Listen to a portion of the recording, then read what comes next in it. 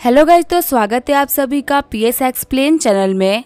Thank you Madara Uchiha for 40 rupees super chat and special heart warming thanks to dark gaming 0001 for 500 rupees super chat. तो चलिए start करते हैं। Last episode में हमने देखा था टोनी ने वांग को ऑर्नामेंट लगा दिया होता है। वांग बोल रही होती है क्या इतनी जल्दी हो गया। टोनी बोल रहा होता है हाँ छोटा सा ऑर्नामेंट तो लगाना था। वांग बोल रही होती है जब सिस्टर जुई की बात थी तब तो आपको काफी सारा टाइम लग गया ऑर्नामेंट लगाने में, आखिर मेरे वक्त ये काम इतनी जल्दी कैसे हो गया। टोनी बोल रहा होता है लगता है मैं इस काम में काफी स्किल्ड हो चुका हूँ, ठीक है मुझे कुछ काम था तो मैं जा रहा हूँ। टोनी सोच रहा होता है मुझे लगता है कि इस लड़की को कहीं दूर भेजना होगा वरना काफी देर हो जाएगा। अब चलो वक्त आ चुका है गेम खेलने का। बस अब कुछ गेम्स और खेलने में मैं नाइट लेवल पहुंच जाऊंगा। जैसे ही टोनी अपने कमरे में आता है वो काफी ज्यादा शॉक्ड हो जाता है और बोल रहा होता है कि ये क्या हो रहा है, कोई मेरे कंप्यूटर को हैक करने का ट्राई कर रहा है। सीन चेंज होता है, मैं इचिरो के घर का सीन दिखाया जाता है। माइचन बोल रही होती है ओनी-चन मैं उस दूसरे बंदे के आईपी एड्रेस को ट्रैक करने ही वाली हूँ। अब जो ये आयरन मैन है उसको हम जल्दी पकड़ लेंगे। उसके आईपी एड्रेस को ट्रैक करने के बाद मुझे एक बात तो पता चल चुकी है कि वो बंदा सियोल से ही है। सिर्फ 10 मिनट के अंदर मुझे पता चल जाएगा कि आखिर उसका घर कहाँ पे है। इचिरो बोल रहा होता है माइचन तो काफी कमाल की हो। माइचन बोल रही होती है जो आयरन मैन है ये तो काफी अजीब बंदा है, इसकी लगातार विनिंग स्ट्रिक चल रही है और इसकी रैंक्स भी काफी बढ़ रही है, लेकिन इसने आज और कल में एक बार भी गेम के अंदर लॉगिन नहीं किया। गुस्सा करते हुए इचिरो भी बोल रहा होता है हाँ ये बंदा बहुत ही बड़ा कमीना है।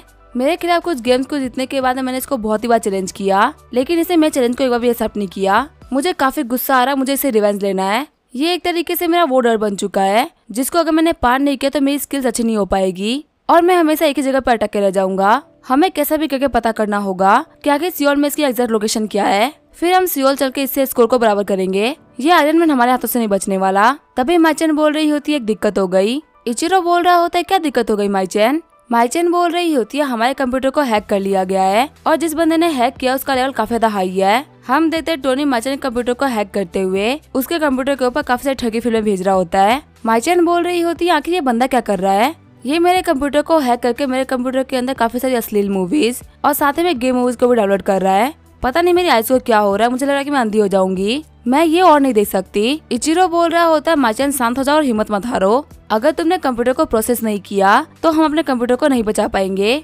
रोते हुए माइचन बोल रही होती है नहीं मैं कुछ भी नहीं कर सकती, सामने वाले बंदे का जो लेवल है वो काफी ज्यादा हाई है। अगर हम लोगों को कंप्यूटर को ठीक करवाना है तो हमें किसी प्रोफेशनल को बुलाना होगा, लेकिन अगर कोई भी प्रोफेशनल आएगा और वो देखा कि ये कंप्यूटर मेरे नाम पर रजिस्टर है और मेरे कंप्यूटर में ये सारी मूवीज डाउनलोडेड है तो आखिर वो मेरे बारे में क्या सोचेगा। फिर वो बाहर जाकर सभी लोगों को बता देगा कि मैं ऐसी मूवीज देखती हूँ और ये एक इंटरनेशनल न्यूज बन जाएगी कि माइचन ऐसी मूवीज को देखती है, अब मुझसे कोई भी शादी नहीं करने वाला।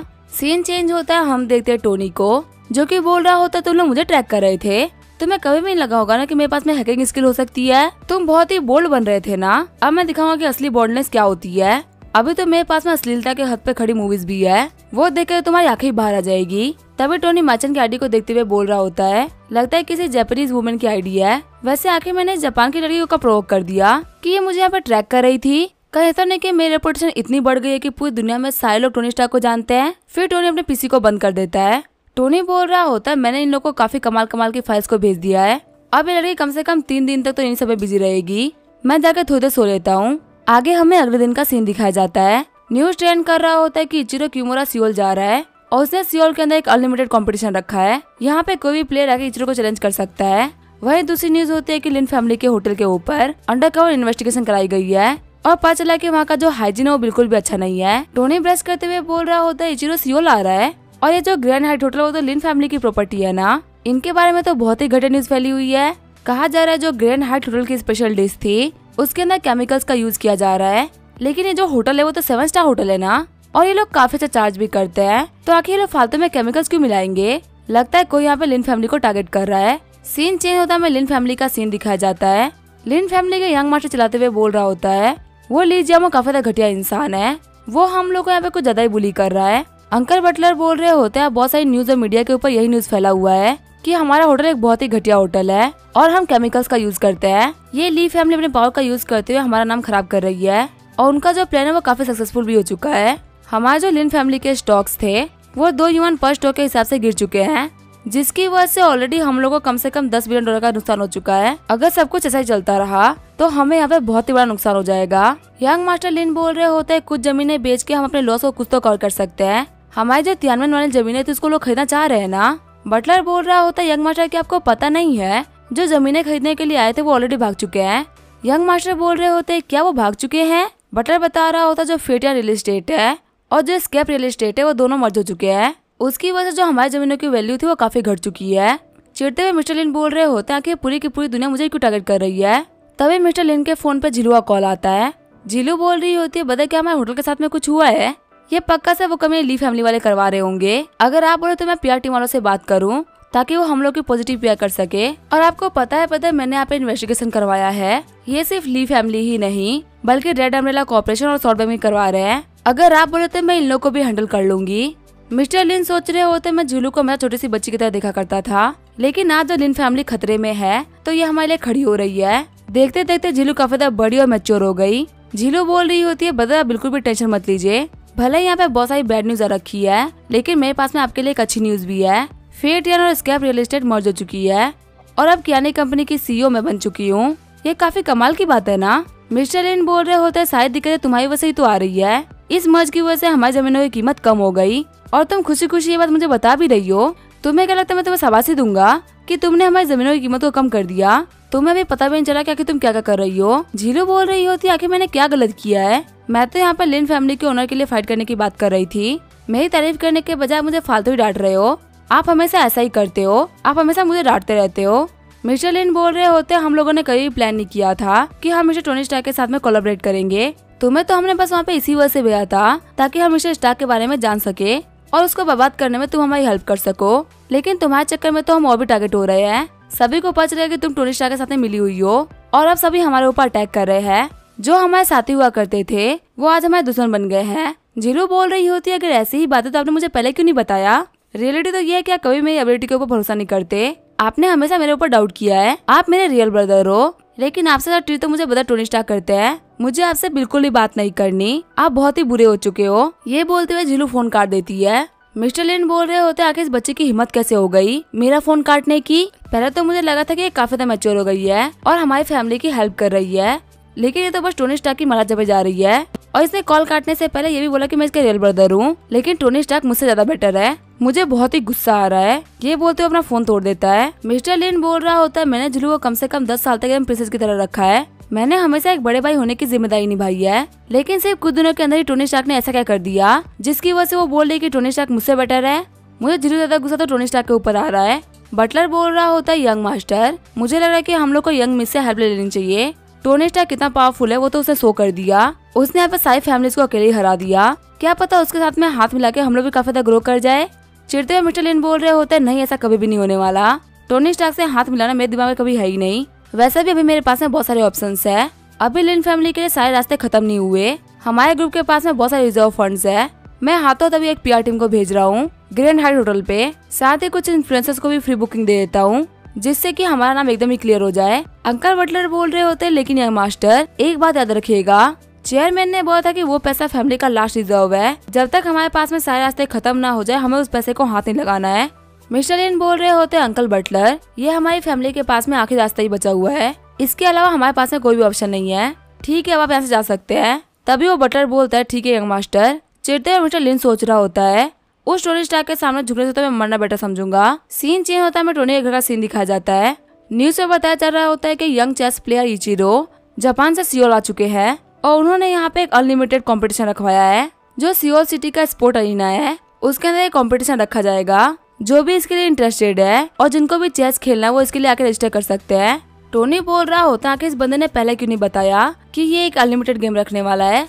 मैं 3 दिन से बिना सोए गेम खेले जा रहा हूँ ताकि मैं इतना लेवल अप कर सकूं कि मैं इसको चैलेंज कर सकूं। अब जब मैं लेवल अप करने ही वाला था तब ये बोल रहा है कि कोई भी आगे इसको चैलेंज कर सकता है। वैसे एक बात तो अच्छी है कि सियोल खुद ही आ गया।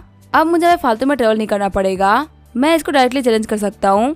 अब जो $200 मिलियन का प्राइस था वो सारा का सारा मेरा होने वाला है। तभी टोनी के फोन पे कॉल आता है। टोनी सोच रहा होता है झीलू को कॉल कर रही है। रोते हुए झीलू बोल रही होती है ब्रदर टोनी मेरे भाई ने मुझे बहुत ही डांटा, यहाँ तक कि वो मुझे ये भी बोल रहा था कि मैं फैमिली के लिए गद्दार हूँ। क्या उन लोगों को ये बात समझाना कि मैं खुद के लिए करियर बिल्ड कर रही हूँ ताकि मैं खुद को प्रूव कर सकूँ ये इतना मुश्किल है? इतनी छोटी सी चीज के लिए मेरे भाई ने मुझे गद्दार बोल दिया। टोनी सोच रहा होता है लगता है सिर्फ और सिर्फ मेरी वजह से झीलू के फैमिली वाले से गद्दार समझ रहे हैं।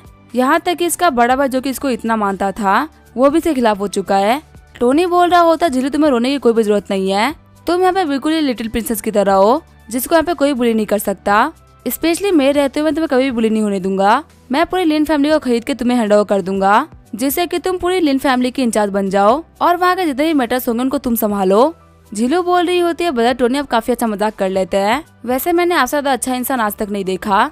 आप एक ऐसे इंसान जैसे कि हर एक लड़की शादी करना चाहेगी। टोनी बोल रहा होता है, किसने बोला कि मैं मजाक कर रहा हूँ? तुम्हारी फैमिली को खरीदने के लिए अगर मुझे खुद को ही बेचना पड़ गया तो भी मैं खुद को बेच दूंगा। झीलू बोल रही होती है, ब्रदर टोनी मैं कल सियोल आ रही हूँ ताकि मैं आपके और वांग के साथ में थोड़ा सा हैंग आउट कर सकूं। कंपनी को संभालते संभालते मैं काफी बोर हो चुकी हूँ। टोनी बोल रहा होता है, ठीक है फिर डील रही। टोनी सोच रहा होता है, झीलू का दिल काफी अच्छा है, लेकिन शायद से बचपन से इसकी फैमिली ने इसको अलग करके रखा है। अब झीलू ने जब मुझे ब्रदर बोल दिया है तब मैं उसके लिए कुछ ना कुछ तो करूंगा ही। मैं उसको परेशानी में और रोते हुए नहीं देख सकता। ये बोलते हुए टोनी सेक्रेटरी जुई को कॉल कर देता है। कॉल उठाते हुए जुई बोल रही होती है, बॉस आखिर मैं आपके लिए क्या कर सकती हूँ? टोनी बोल रहा होता है, सेक्रेटरी जुई, लिन फैमिली को एक्वायर करने के लिए तुम्हें जितना भी अमाउंट चाहिए होगा मैं तुम्हें उतना अमाउंट दे दूंगा, पर कैसे भी करके लिन फैमिली को एक्वायर करना है। जुई सोच रही होती है, क्या जो बॉस है वो अपने स्कोर को सरल कर रहे हैं? जो लिन फैमिली है उसने ली जियाओ के साथ में हाथ मिलाया था ताकि वो बॉस को खत्म कर सके, तो लगता है कि बॉस भी एक करके उन लोगों को खत्म कर रहे हैं, जिसमें सबसे पहला नंबर है लिन फैमिली का। अभी लिन फैमिली के ऊपर बहुत सारी दिक्कतें आ रखी है, यहाँ तक कि जो उनका स्टॉक प्राइस था वो भी काफी नीचे गिर चुका है। अभी आगे बढ़कर कंपनी को एक्वायर कर लेना ये उनका बहुत ही बड़ा एडवांटेज उठाना होगा। सच में बॉस को पता है कि आखिर सिचुएशन का फायदा कैसे उठाते हैं। पहले मैं जिस इंसान को फॉलो कर रही थी मुझे हमेशा लगता है कि वो इंसान उतना भी अच्छा नहीं है, लेकिन टोनी स्टार्क को फॉलो करके मैंने ये जाना है कि ये इंसान वो करता जो कि मैं सोच भी नहीं सकती। आगे झीलू टोनी के घर पे आ गई होती है। वांग बोल रही होती है, झीलू तुम यहाँ पे कैसे? झीलू बोल रही होती है, हमें मिले हुए काफी लंबा टाइम हो चुका है, लेकिन अब तुम मुझे कैसे पहचानोगी? तुम तो एक इंटरनेट सेलिब्रिटी बन चुकी हो ना। अश्लीलtv.com पे तुमसे ज्यादा पॉपुलर कोई भी नहीं है। वांग बोल रही होती है, अच्छा ऐसा बात है झीलू, फिर तो तुम मुझसे भी आगे निकल चुकी हो। तुम कियानी ग्रुप की सीईओ बन चुकी हो और ये न्यूज तो न्यूज़पेपर में आई थी। झीलू बोल रही होती है, मैं खुद ही क्या तारीफ करूं। टोनी वहाँ पे आते हुए बोल रहा होता है, क्या तुम दोनों रेडी हो? हमारा चलने का टाइम आ चुका है। वांग बोल रही होती है, झीलू आखिर हम लोग कहाँ पे जा रहे हैं? झीलू बोल रही होती है, हम स्पोर्ट्स अरीना जा रहे हैं। मैंने सुना है कि वहाँ पे एक जापानीज प्लेयर है जो कि चेस का टूर्नामेंट रखवा रहा है। वहाँ मेरी कजिन भी गई हुई है, इसी वजह से हम लोग भी वहाँ पे जा रहे हैं। टोनी सोच रहा होता है, जापानीज प्लेयर के बारे में बात कर रही है, इसका मतलब इचिरो किमोरा यहाँ पे आ भी गया। ये तो बहुत ही बड़ा कोइंसिडेंस है। वांग बोल रही होती है, तुम्हारी कजिन, आखिर उसका नाम क्या है और उसकी एज क्या है? झीलू बोल रही होती है, उसका नाम है चुयुमो और वो हम लोगों से थोड़ी सी ही बड़ी है। चुयुमो का नाम सुनते ही टोनी खांसने लगता है। झीलू बोल रही होती है, तुम्हारे भाई को क्या हो रहा है? वांग बोल रही होती है, मुझे भी नहीं पता। टोनी बोल रहा होता है, झीलू क्या चुयुमो तुम्हारी कजिन है? झीलू बोल रही होती है, क्या तुम मेरे कजिन को जानते हो? टोनी बोल रहा होता है, हाँ हम लोग 1-2 बार मिले हैं पहले। ठीक है फिर चलो चलते हैं। कार में बैठे हुए झीलू सोच रही होती है, टोनी एक बहुत ही बड़ा प्ले बॉय है और वही जो यूमो है वो काफी ज्यादा सुंदर और एलिगेंट लड़की है। क्या यहाँ पे इन दोनों के बीच में कुछ चल रहा है? आगे हम देखते हुए स्पोर्ट्स अरीना पहुँच गए होते हैं। टोनी बोल रहा होता है, आखिर यहाँ पे इतने सारे लोग क्या कर रहे हैं? झीलू बोल रही होती है, इचिरो किमोरा ने यहाँ पे अनलिमिटेड चैलेंज दिया है, जिसकी वजह से सियोल में काफी ज्यादा चहल पहल मच गई है। सभी लोग यहाँ पे आए क्योंकि सभी लोगों को देखना है कि आखिर कौन इचिरो किमोरा को हराता है और किसको $200 मिलियन का प्राइज मिलता है। एक लड़का बोल रहा होता है, कि तुम लोग को पता है कि कुछ लोग एंट्रेंस को ब्लॉक कर रहे हैं? दूसरी लड़की बोल रही होती है, हाँ क्योंकि अंदर आने की प्राइस ₹500 है। टोनी बोल रहा होता है, झीलू जाके 3 टिकट खरीद के लेके आ जाओ। झीलू बोलते है, ठीक है मैं भी खरीद के लेके आई। झीलू को ऑर्डर करते हुए देख के सारे लड़के बोल रहे होते हैं, आखिर लड़का कौन है जो कि एक टॉप नॉच ब्यूटी को ऐसे ऑर्डर कर रहा है जैसे कि वो कोई नॉर्मल सी लड़की हो। ये बंदा तो बहुत ही बड़ा सेमलेस है। आखिर ये सेमलेस और घटिया इंसान आया कहाँ से है? आगे टोनी और बाकी सारे लोग अंदर आ गए होते हैं। टोनी बोल रहा होता है, अंदर तो बहुत सारे लोग हैं। सच में यहाँ पे एंट्रेंस फीस 500 युआन वर्थ करती है। झीलू बोल रही होती है, तो काफी ज्यादा कमाल की बात है। मैं आसपास में इचिरो को नहीं देख पा रही हूँ। वांग बोल रही होती है, हाँ मुझे भी कहीं भी नहीं दिख रहा है। और आखिर वो लड़की कौन है? वो इचिरो किमोरा तो नहीं है।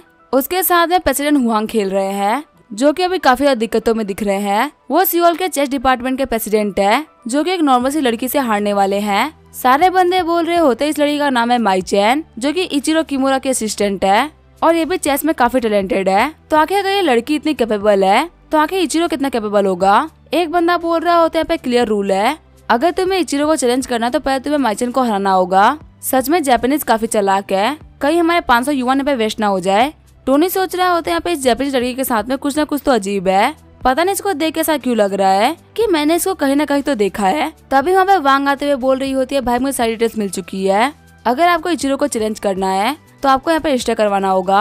और अगर आप 9th लेवल के प्रोफेशनल प्लेयर है तो आप डायरेक्ट इचिरो के असिस्टेंट माइचन से भिड़ सकते हैं। गुस्सा करते हुए झीलू बोल रही होती है इन लोगों ने रूल्स को काफी ज्यादा तोड़ मरोड़ के पेश किया है। अगर यहाँ पे एक 9th लेवल का प्लेयर भी आ जाता है तो इस बात की कोई भी गारंटी नहीं कि वो इस असिस्टेंट को हरा देगा। तभी वहाँ पे सारे बंदे बोल रहे होते देखो प्रेसिडेंट हुआंग हार गए, ये तो इचिरो है भी नहीं, ये तो बस उसकी असिस्टेंट थी। ये जापानीज लड़की को हम लोग बिल्कुल भी हल्के में ले सकते। ये कम से कम 8th या 9th लेवल की प्रोफेशनल है। स्किल्स के मामले में इचिरो से कुछ खास नहीं है। आखिर इन जापानीज लोगों के पास में कितने टैलेंट्स है। तभी वहाँ पे स्टेज पर अनाउंस होता है। अब आ रही है अगली चैलेंजर चू यूमो। यूमो को देखते हुए झीलू बोल रही होती है कजिन इनको हरा दो। यूमो सोच रही होती है आखिर मेरी कजिन झीलू यहाँ पे क्या कर रही है और उसके साथ में टोनी क्यों आया हुआ है। चलो फिलहाल के लिए तो मैं गेम पे फोकस करती हूँ, मैं इनसे बाद में बात कर लूंगी। ये जो जापानीज लड़की है काफी ज्यादा खतरनाक है। अगर मुझे इचिरो को चैलेंज करना है तो मुझे पहले इसको हराना होगा। फिर वहाँ पर चैसा गेम स्टार्ट हो गया होता है और कुछ देर तक खेलने के बाद में यूमो को काफी ज्यादा दिक्कतें आने लगती है। तभी यूमो घबराते हुए बोल रही होती है मैं हार गई। सारे बंदे आपस में बात कर रहे होते हैं मिस चू यूमो भी हार गई। जो मिस चू यूमो है वो मास्टर वी चैंगटियन के डिसाइपल है। वैसे मुझे याद है एक जापानीज मास्टर हुआ करते थे, उनका सरनेम सातो था। इस लड़की का सरनेम भी सातो है, तो ये पक्का से उनसे रिलेटेड है। दूसरे बंदे बोल रहे होते सबको काफी ज्यादा मुश्किल होता जा रहा है। हमारी ग्रेट कंट्री में ऐसा कोई भी नहीं है जो कि इन जापानीज लोगों को हरा सके। तभी वहाँ पे यूमो के पास में एक बंदा आते हुए बोल रहा होता है जीत और हार तो लगी रहती है, तो मुझे एक मौका दो इन लोगों को चैलेंज करने का।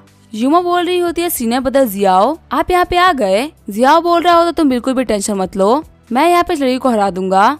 सारे बंदे बोल रहे होते तो चेस किंग जियाओ यूजिन है, क्या ये भी यहाँ पे आए हैं। तभी वांग बोलती है आखिर ये कौन है। झीलू बताती है ये है जियाओ यूजिन, जिसको चेस किंग भी कहा जाता है। ये एक चेस मास्टर के टॉप डिसाइपल है। ऑनलाइन चेस टूर्नामेंट में लगातार 3 बार जीत चुके हैं।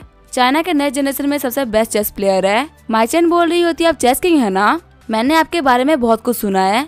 वही हम देखते हैं इचिरो को जो कि स्क्रीन पे सारे गेम देख रहा होता है। इचिरो बोल रहा होता है तो ये बंदा है चेस किंग और ये चाइना का नया चेस राइजिंग स्टार है।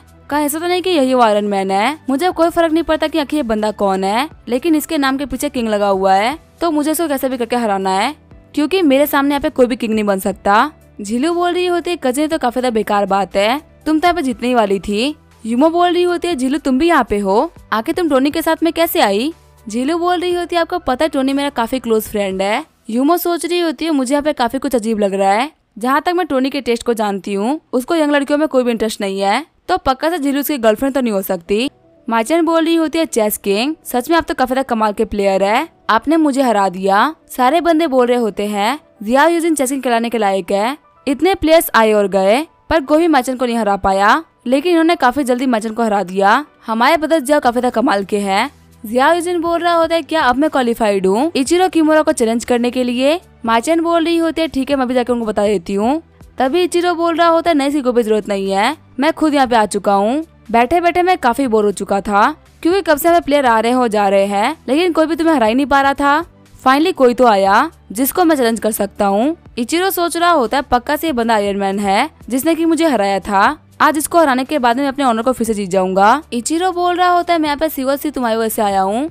मैं मानता हूँ मैं पहले तुमसे हार गया था क्योंकि मेरी स्किल्स काफी ज्यादा लैग कर रही थी, पर तुम्हें मेरी इंसल्ट नहीं करनी चाहिए थी। सारे बंदे बोल रहे होते हैं क्या हमारे चेस किंग ने इचिरो को हरा रखा है। चेस किंग सोच रहा होता है आखिर ये बंदा मुझसे कब हारा और मैंने इसकी इंसल्ट कब कर दी, ये बंदा तो कुछ ही बोले जा रहा है। फिर उन लोगों के बीच में गेम स्टार्ट हो गया होता है। टोनी सोच रहा होता है आखिर इस इचिरो को खेलते हुए देख के ऐसा क्यों लग रहा है कि मैंने इसको कहीं पहले भी देख रखा है और ये जापानीज लड़की मुझे काफी जाने पहचाने सी लग रही है। तभी टोनी को याद आता है कि तो वही हैकर है ना जिसने मेरे कंप्यूटर को हैक करने का ट्राई किया था। ये लड़की इचिरो की असिस्टेंट है जो कि मेरे कंप्यूटर को हैक करके उसको ट्रैक करने का ट्राई कर रही थी। इसका मतलब क्या इचिरो वही बंदा है जिसको मैंने हराया था। शायद से इसकी आईडी का नाम था द डेविल हैंड और इसी वजह से ये हार भी नहीं मान रहा था। मुझे बाबा नए गेम के लिए इन्वाइट कर रहा था और मैंने इसको रिजेक्ट कर दिया था। इसी वजह से यांजी से ट्रेवल करते हुए सियोल आ गया।